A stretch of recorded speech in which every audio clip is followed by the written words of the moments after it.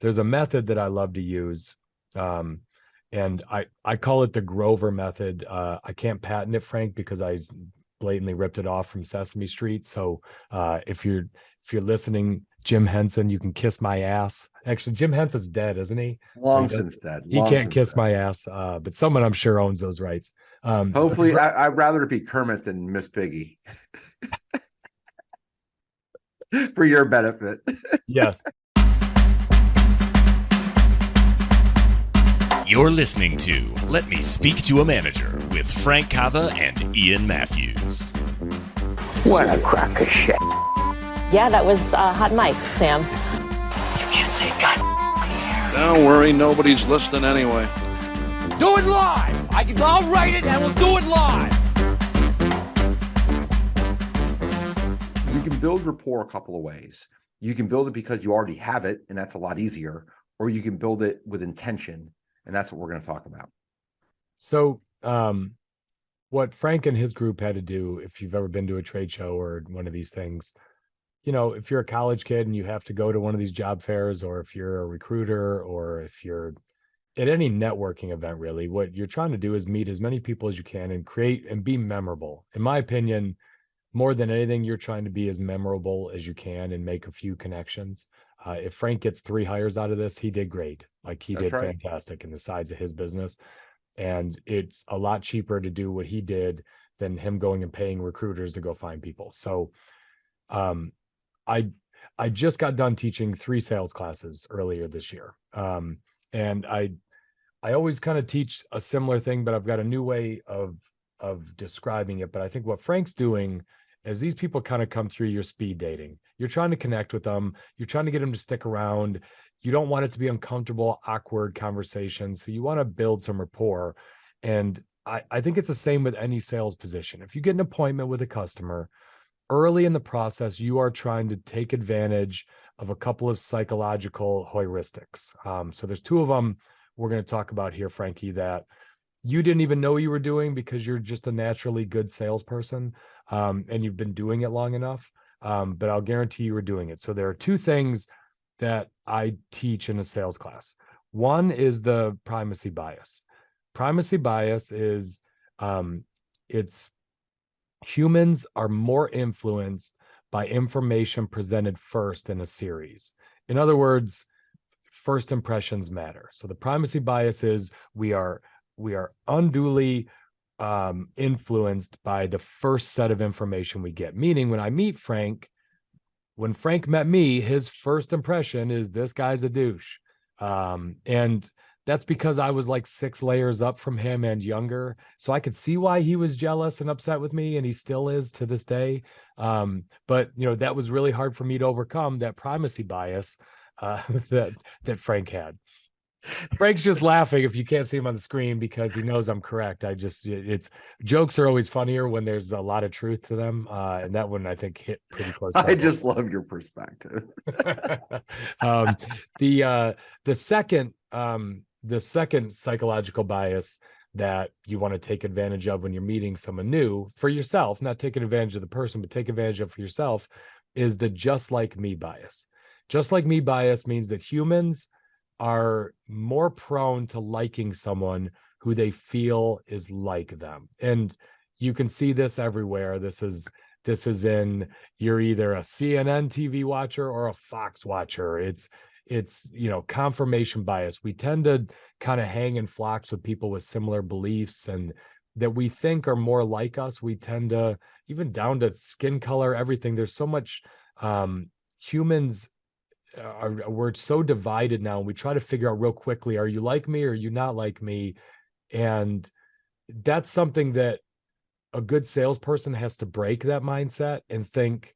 A good salesperson thinks, I'm just like everyone who comes in the door if I spend enough time trying to figure it out. But for a potential client, a potential person working for Frank, he wants them to very quickly think, oh, wow, these guys are just like me. Frank didn't even know he was doing it, but he brought a kid with him. He brought a young person who looked like other college kids, who was wearing, jeans and a polo shirt that looked a little more like them. So that wouldn't have been good if Frank just rolled up a bunch of people with gray hair to this. because that wouldn't be taking advantage of the just like me. He wanted to show I have employees that look like the other people here, which is why a lot of times you see at job fairs, they're stacked with people who work for the company that just graduated recently.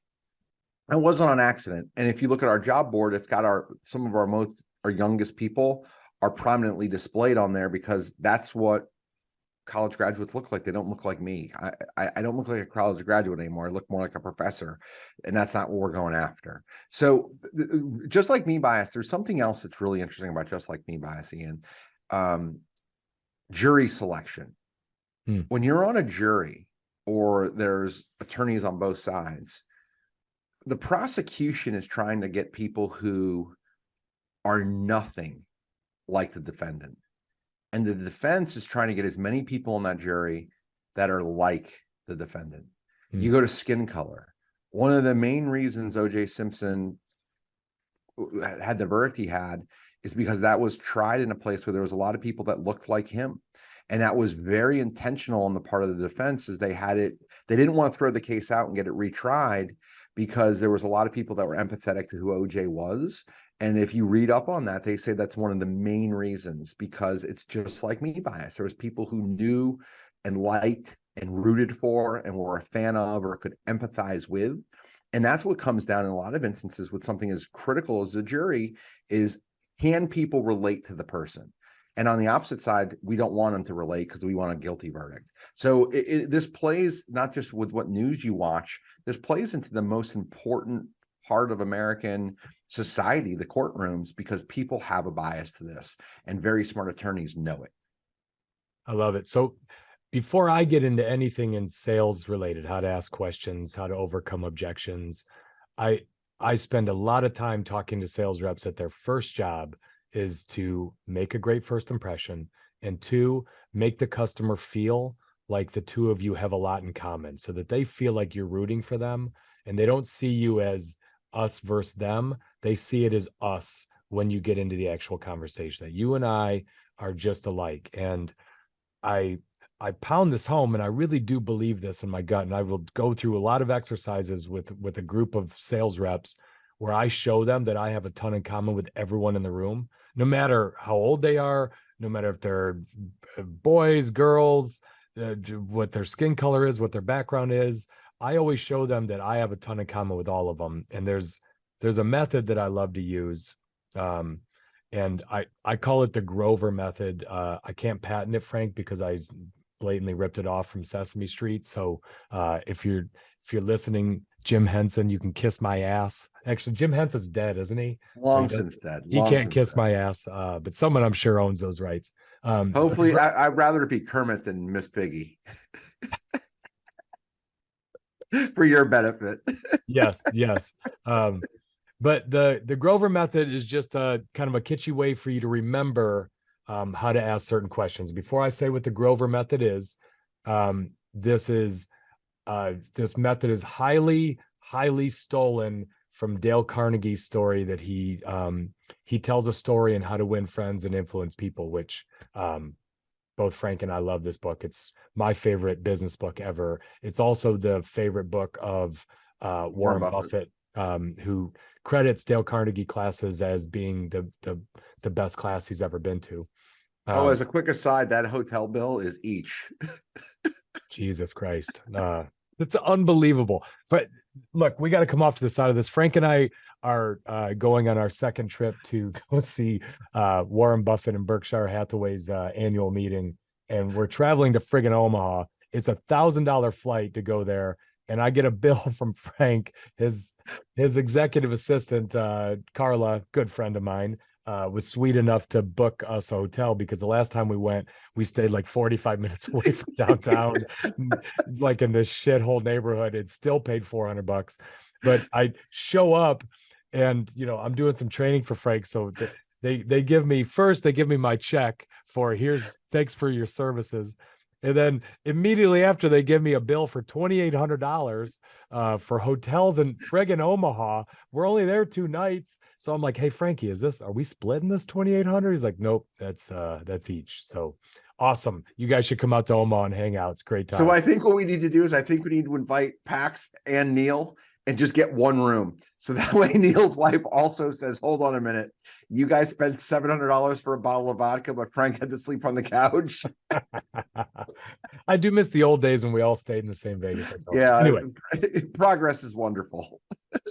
yeah. So the Dale Carnegie story, though, from How to Win Friends and Influence People. He goes to a dinner party, right? So Carnegie wrote this 100 years ago. Dinner parties that's what they called them back then. I don't know. Someone was entertaining, but he went to a dinner party where he knew nobody. And I'd still do this today, Frankie, when I get dragged by Jenny to some event where I don't know a lot of people. I try to turn it into a game to get myself excited and motivated, because I really don't love stuff like that. I do something similar to this. Okay. So he goes to a party, and Carnegie's big thing is people only care about themselves. And the sooner you get over yourself and realize that all people care about is themselves, the faster you'll connect with people. And over in my life, this has proven very true. And it absolutely is true for the two of us. 100%. And so he goes to this party, and all he does all night, he does a little social experiment. All he does is ask them open-ended questions. He makes it a point to not share anything about himself. And what he learns is 2 questions in, they can't stop talking about themselves. Like, they can't slow it down and stop and ask him a question. So he'd ask a question about where they're from, what they do, what their career is, blah, blah, blah, blah, blah. And they would just talk for 15 minutes straight. And then he would say, well, hey, look, I'm going to excuse myself. I'm going to go get a drink. And he would walk to the next person, and he would do the same. Hi, I'm Dale. How are you? And he would start asking questions. And he found that for 4 hours at this dinner party, no one ever asked him a question. All they did was talk about themselves, and he would feed into it by asking probes, nodding his head, smiling. His quote that I love, Frank, is to be fascinating, be fascinated. First, be fascinated to be fascinating. So he gets a call the next morning from the host of the dinner party, and they say, I don't know what you did, but you were the hit of the party. People thought you were absolutely incredible. And they didn't know his name. He didn't tell them what he did for a living. All he did was listen to them blab about themselves, and he became the most popular guy at the party. And that technique, even though it's 100 years old, still absolutely works at any party networking function you go to. Just go ask questions for a whole night and see how many people will even ask you in return. It's close to zero. So I'll tell you just a fascinating story. I interviewed to get promoted to vice president, and I was 30. And I had someone who I knew was incredibly egotistical. And I didn't answer any question. I just told him how I learned it from him. And I got him talking. And he talked 75% of the interview, and I talked 25%. And I was told later that it was the best interview he's ever had. And I didn't talk. Yeah. And you knew what you were doing the whole time. I didn't know this, but I knew enough to know, like, this is going to work really well. You knew enough to make it about him. That's right. Because that's all he really cared about was him. And if he walked out of there thinking, I lost an interview with this person on the panel before, and the feedback I got, they weren't behind me enough. So what I knew is that if I got this person all excited and I kept complimenting them, what would happen is they would think that, wow, this was like, I was a big part of this, and they would interpret it in a way that I knew that they would fight for me and the board to win the interview.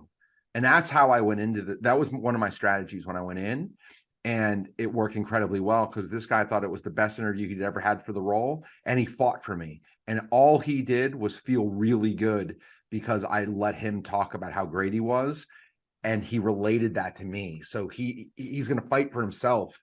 And that's the whole point.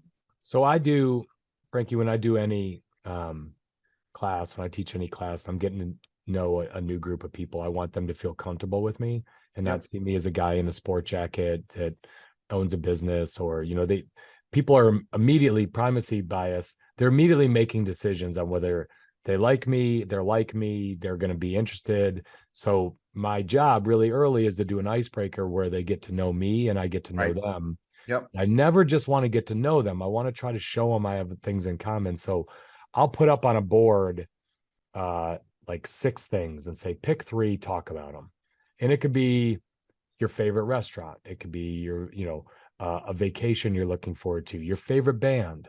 And I'll write different things on there, knowing that all of those things are kind of common humanity things that we can all, right? We all have a favorite band. We all have a favorite restaurant. We all. Oh, you love to breathe? I love to breathe.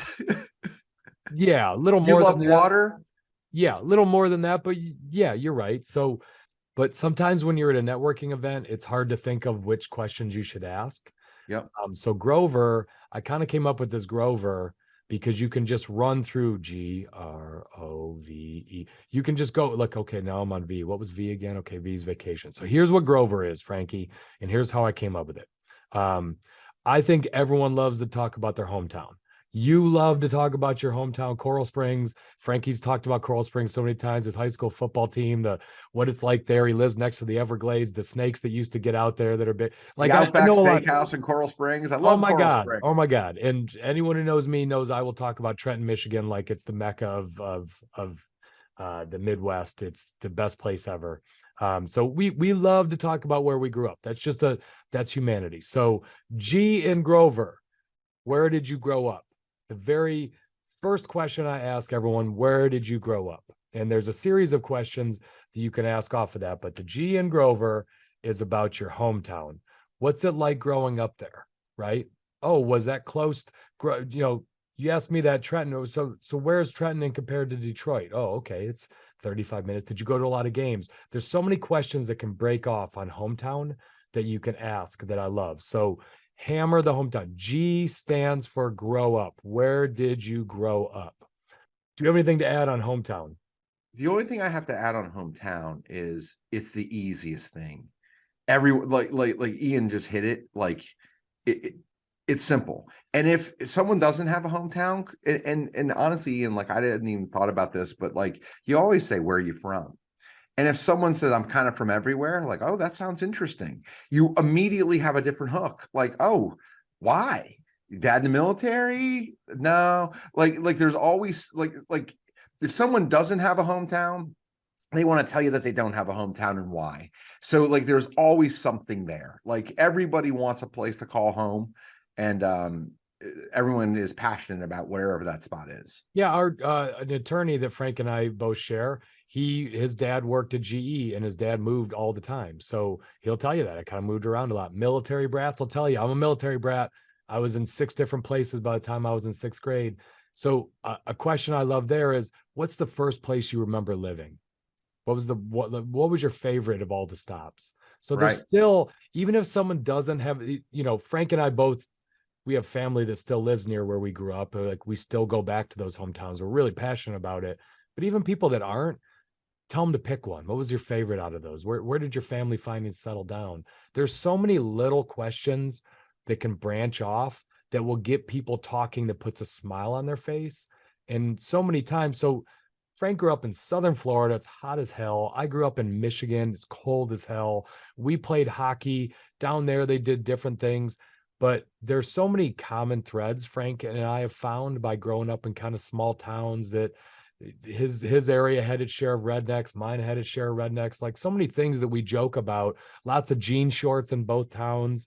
Yep. They just different Mullets. Weather, different. You would think like on the surface, oh, Southern Florida and Michigan, we don't have anything in common. No, they're actually, the two towns sound a lot alike. But this is critical. If you're in a place where you want people to come out of there thinking, if you want to network with people, there's a trap.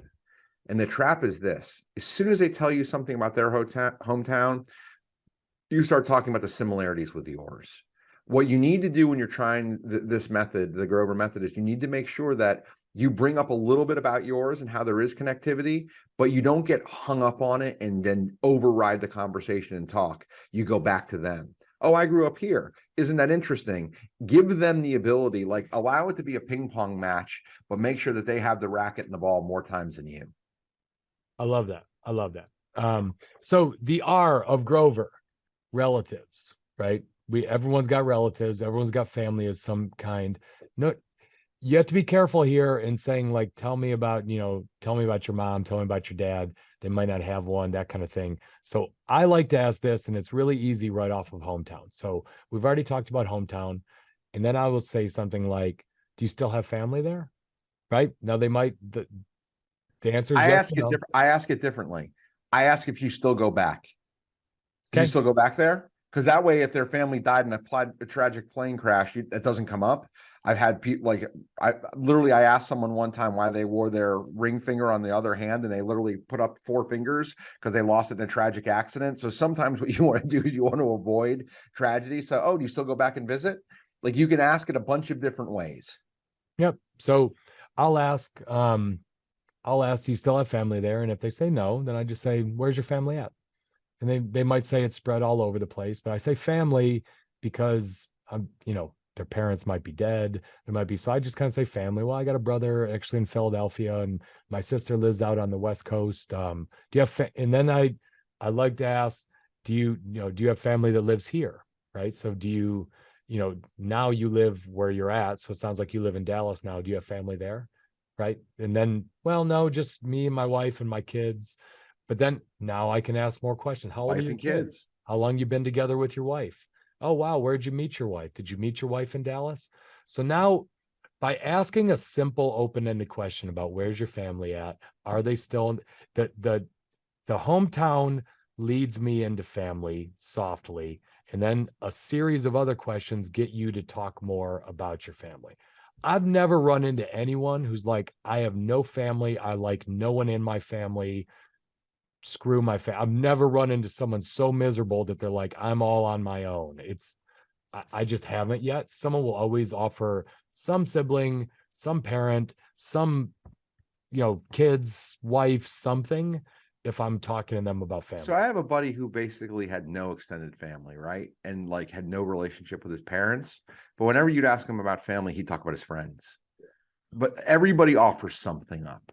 That's right. That's right. So before we get off of relatives, Ian, I think this is important. So I didn't do this with malicious intent. I just came by it naturally. I've always been interested in things that other people don't find all that interesting. Nickel used to call me the king of insignificant facts. But when I got into sales, I realized the king of insignificant facts is actually kind of important. And it's really important when it comes down to kids. Whenever anyone tells me anything about themselves, they mention their kids' names, I write them down. And I put what year they were born. Because if your note gets old, like it's in your phone or your daytimer, if it's 10 years old, if they were 10, you got to do a lot of math. So I'll just put, 2013. And I'll write down like when I met them and sit them in my model home, their second youngest, the second from the second oldest had a soccer game. And I'll make a note of that.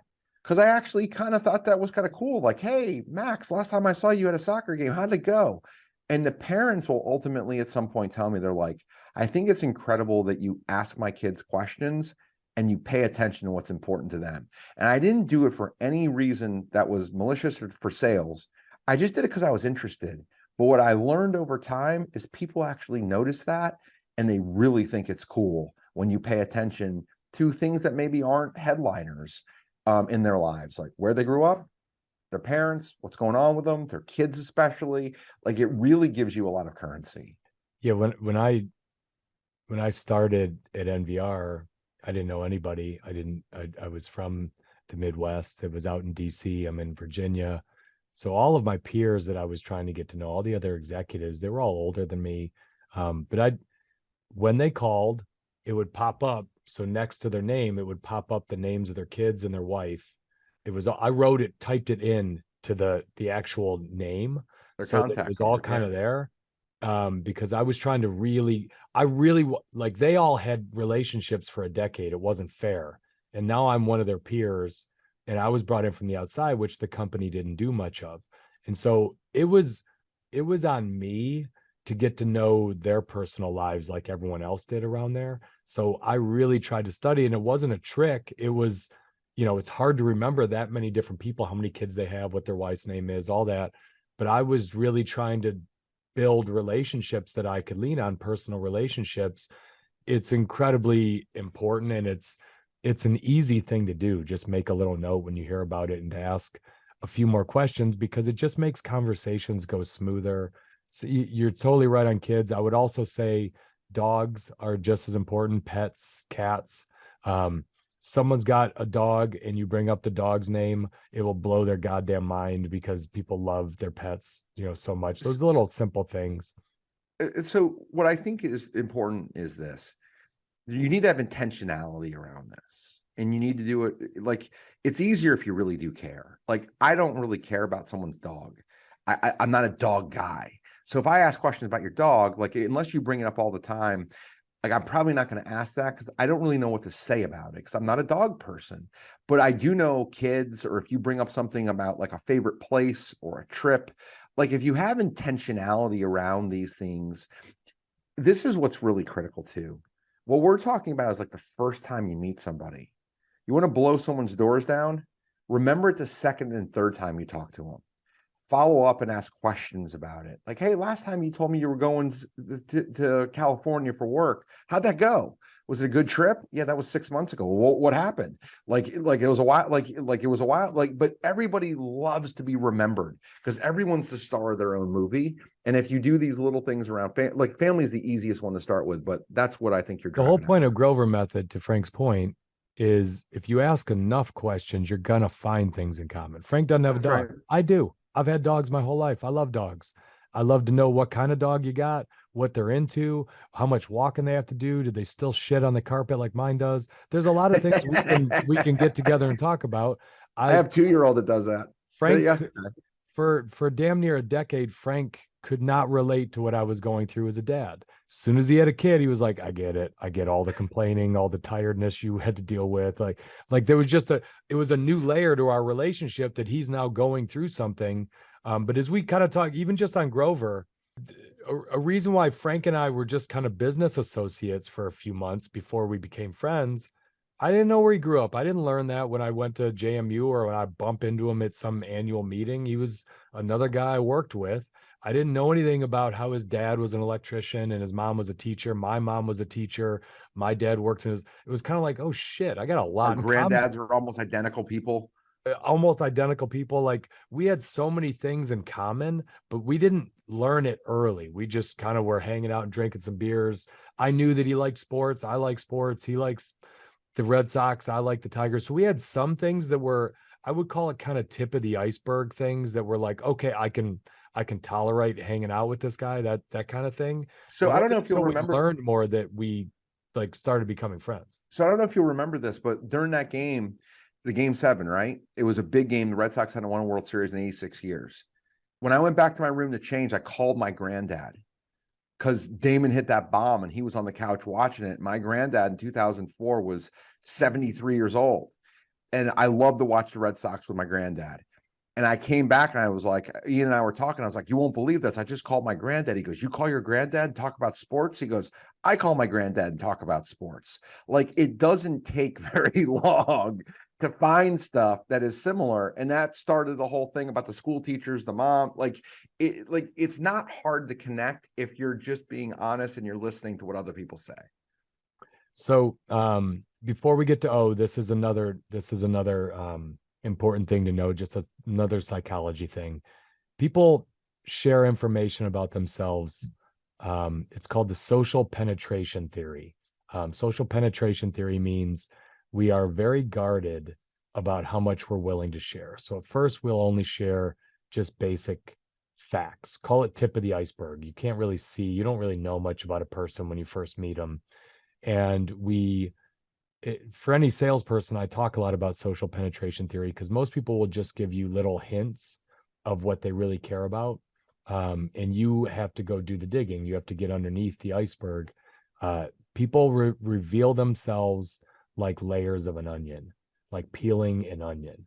And if you're coaching a sales team, or coaching managers, coaching anyone, that needs to connect with people, your job is to get outside that top thick layer of an onion and get to where it's the stinky part of the onion. That's where the good stuff is. That's where Frank and I weren't good friends until we peeled the onion enough to be like, holy shit, there's actually a lot there that I like about this guy.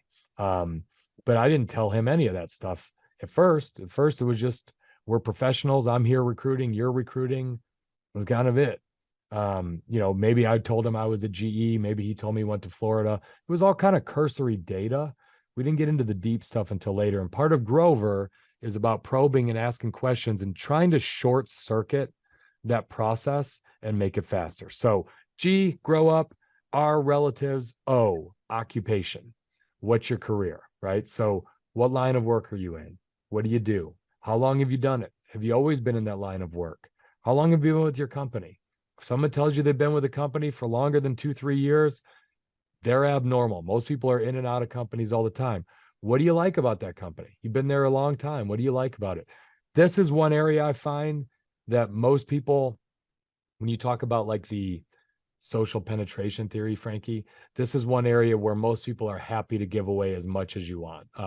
This is not one where you need to do a lot of digging and onion peeling. They'll just blurt it because it kind of feels like it's all in my LinkedIn anyway. It's all public. Right. Like, to me, most people like LinkedIn, they're happy to share stuff on LinkedIn. Where the real relationships take place is what you put on Facebook and Instagram. And most people are willing to share their LinkedIn profile with anyone, whereas then they are slower to connect with someone on Facebook and Instagram, because that's where you share your opinions, your politics, your family, all that kind of stuff. But the O of Grover, I make it third because I think it's so important to touch on the hometown and the relatives early, because that's the stuff that's a little harder. And if you can get it, you start getting a little bit of a connection. The O is an easy one to just get to next. Builds momentum. There's really nothing else to say there. It's easy. Everybody talks about their job. Then I get into the fun stuff. So the V, vacation, travel.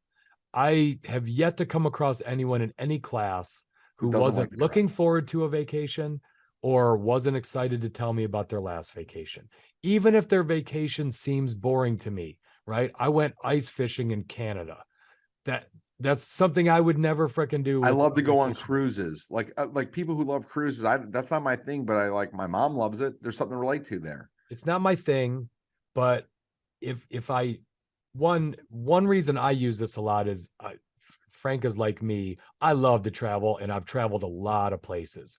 So it's rare someone brings up a place that they just vacationed in that I've not been to or is not on my list of wanting to go to. So it's an area that's kind of a cheat code for me, in that it's just rare you bring up a place where I'm like, never been there, never intend to go there, not interested. I love travel. So almost anything you bring up, I've been there, I want to go there, or I'm fascinated. Tell me more. Should I put it on my list? So my eyes light up, and it's not ever fake. I'm always interested. So this happened to me last week. I was in a gondola, and I joined this new group. I love when Frank's stories start with "I was in a gondola." They're always good after that. They're always bangers. Right. So I joined this new group of people, and it's an expensive ticket to get, and you just pay to play. So I was in a gondola riding up with this group of people, and I know none of them, and they've all been together for a while. And this trip, there was a snowboarding guide. So they literally had that. They asked, like, "How good are you?" And I'm like, "I'm pretty good." And they're like, "Well, how good is pretty good?" I'm like, "I can do the whole mountain." And then they asked me another question. I'm like, "I don't know. I've been heli skiing like 4 times. Is that good enough?" Like, I was enough, like, fucking grilling me. Like, I can snowboard. I'm good as these guys. But I didn't know them, but I could keep up with them. So, like, I was allowed to be with them in the gondola, right? I wasn't like they were going to demote me to the lower hill. So we're coming up, and I'm not saying much. And this guy talked about going to Antarctica, and these guys were all showing off because they had a lot of money. I was like, interesting. Did you take a boat to Antarctica, or did you fly there? He goes, that's an incredibly informed question. I'm like, yeah, I'm going to Argentina this summer with my family. I've been looking at it. And immediately he started talking to me. Like, this guy is somebody who was very hard to crack the ice. And boom, that was the moment, because I'm looking at something he did, and he wanted to tell me about it. And I asked him, I said, did you do the plunge? He goes, oh yeah, we did the plunge. I go, tell me about it. So like even for the most sophisticated, hardest to crack people, everyone likes to talk about travel. Travel gives people significance. Travel gives people things that they really, really like to brag about, because, like, if you go to Antarctica, that's expensive, and not a lot of people have been to that continent. So it's the one that's universal. If someone never travels or if someone always travels, vacation and travel are ones that you can latch on to quickly. No one throws away an expired passport. You keep Nope. it because you love That's to a flip great through it, quote. right? It's no one does. You every For all the stamp, memories. every stamp is just kind of like that's now part of me. I've been there. I've done that. So even if the travel is not terribly extravagant, they like to go to Lake Anna and we have a slip there and we rent boats and we love to go out jet skiing with the kids.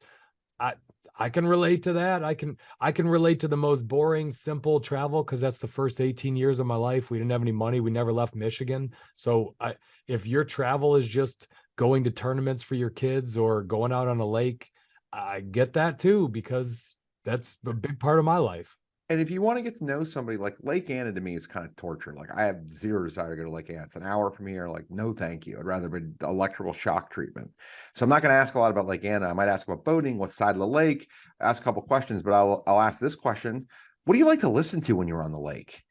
Because that I'm interested in. Like, I love country. Like, to me, that's a perfect place to listen to Eric Church or Kenny Chesney. And I like both of those guys. So like if you take what are you filling your cooler with? Yeah, you take an interest and ask follow-up questions. What are the snacks? What are the beers? What are we drinking when we're on the lake, right? We can all kind of resonate with some of that kind of stuff. What kind of do you do any fishing? What are you doing when you're on the lake? Which immediately moves you to E, which is entertainment, right? Or hobbies. Like when I go to the lake, I love the snow. I like to wakeboard, or I just like to fish, or I like honestly, I like to sit back, listen to music, and drink a couple beers. Those are all fantastic answers on entertainment. Well, because tell me about your last vacation. Tell me about a vacation you're looking forward to. Now that we've talked a little bit about travel, if you've been there, share that with them. If you've done similar things, share that with them. And then you can start getting into, extracurriculars or entertainment. This is the E in Grover, which is while you're on vacation, what are things you like to do? What's your favorite thing to do? Oh, wow. So you went to Miami. What's your favorite thing to do? Well, actually, my favorite thing to do in the morning is go for a long run along South Beach. Oh, you're a runner. Okay. Now I start to get into your hobbies a little bit. So if someone's not willing, this is another one. This is a little deeper on the onion. This isn't like occupation where they'll give you everything. So, what do you like to do when you're not working? Right. I love that question. What'd you do last weekend? Did you do anything fun you got anything fun planned this weekend? Ask that to anyone with young kids. It's always kind of a boring answer. But if you've got kids, you can connect, right? What's a weekend you're looking forward to? Those are ways that you get into what does this person enjoy doing with their free time when they do have some freedom? What are their hobbies? What are they into? It's later in the process. I asked this a little bit later because it's a little less formal. It's a lot of fun. I love the music question. I love music. I love lots of different kinds of music. It is rare, except when I talk to young kids, they bring up stuff all the time where I've never heard of them. But, you can get into rock, rap, country with me, and I can rap with you with the best of them because I listen to a lot of music and I love it. But it could be Netflix, which if someone says, I watch a lot of Netflix, okay, what's your favorite show? What are you into? What's a show I should watch on Netflix? I love those kind of questions because I'm digging deeper into your interest. I'm digging deeper into the onion, into the stinky part. So you just said something about music, right? Did you ever see the Adam Sandler movie, Funny People? It had Adam Sandler. It had... I know the movie. I've not seen it. Seth Rogen, Leslie Mann. So it's years old. It's 10, 15 years old at this point. But the point is this. Seth Rogen's kind of awkward in the movie. And he goes up to this girl and goes, do you like music? She goes, did you just ask me if I like music? That's like asking me if I like food. Of course I like music, you weirdo. Yeah. You don't ask, do you like music or do you like food? Those are dumb questions. You assume they like music. I have had one person before tell me they didn't like food.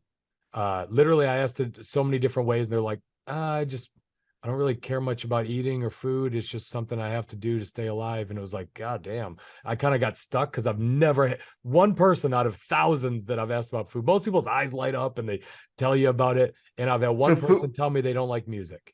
Food and music are literally pretty easy, but I've literally had just as bad of experience with music.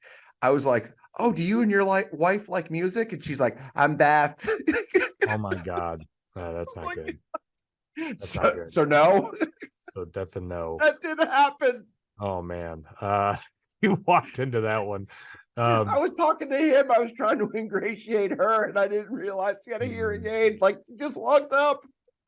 Fair to say you shouldn't bring up music if they're deaf. But basically, food and music are universal yeses, except if someone has an eating disorder or is deaf. Vacation's a cheat code. Kids are a cheat code. Pets are a cheat code. Music, food, all cheat codes. So entertainment, you can get into everything, kind of music. Again, on entertainment, you are trying to find things you have in common, and they don't have to be identical in common. Someone can like Eric Church. Eric Church isn't my favorite. I like him. He's not my favorite, but there's a lot of that genre. There's a lot of artists that are really good around there that we could branch off from. Eric, what other kind, I saw Eric Church. You like Luke Combs? He opened up for Luke Bryan. Oh, I love Luke Bryan. So do we. That's what we're there to see. So there's a lot of things you can do around entertainments. And then the thing with food, usually the entertainment and the vacation has already brought up some kind of food of some kind. But I love asking about people's favorite foods. What kind of food are you guys eating with the family on a Friday night?